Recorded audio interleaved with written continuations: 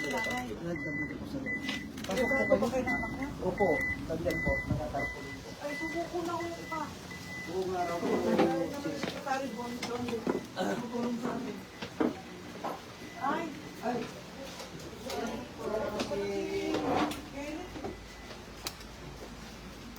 kayo nalito na pala. opo.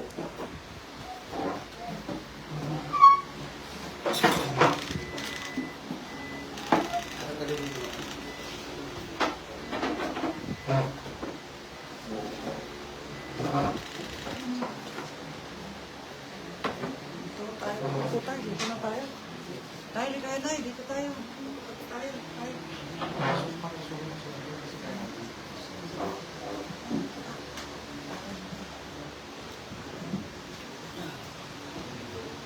Nagpunta ko yung mga pao dito. Nagpunta ko eh. Hindi pa naman, hindi pa nakapay ng place.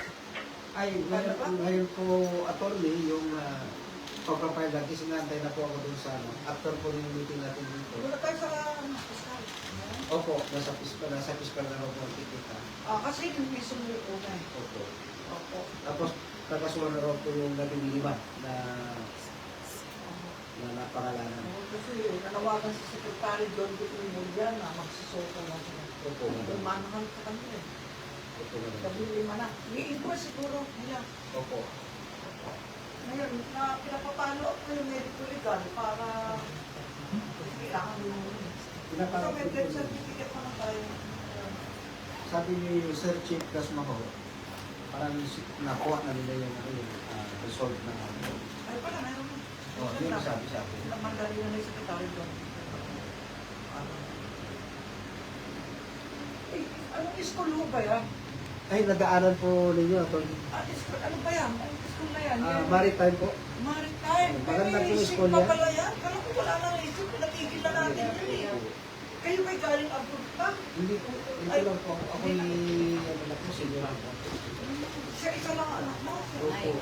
Chief, sila direct. Hong Kong po.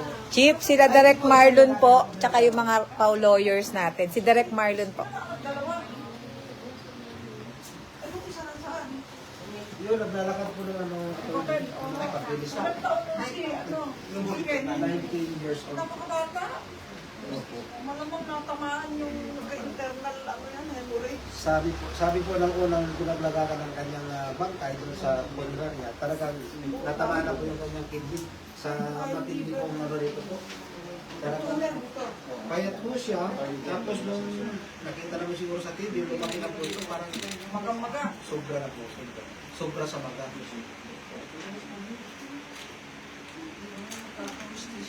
Ay, salamat. Ano po? Medical report. Tutukan natin yun.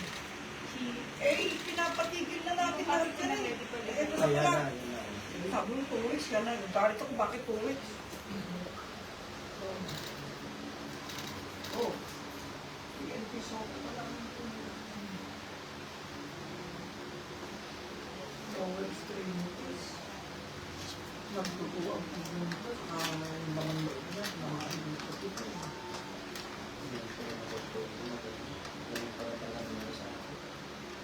Payat, maliit eh. Maliit eh. Ginawa nilang... Kahit ano yan eh, times 7. Ginawang ano eh.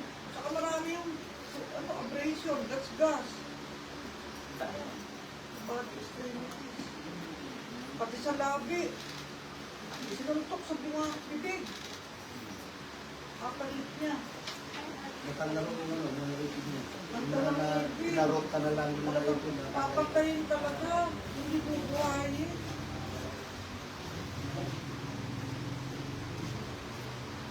Sa amin na, may tama. Dito. Nakabakit na siguro itong tumira. Pati sa amin. Ito meron eh. Sobra to ah.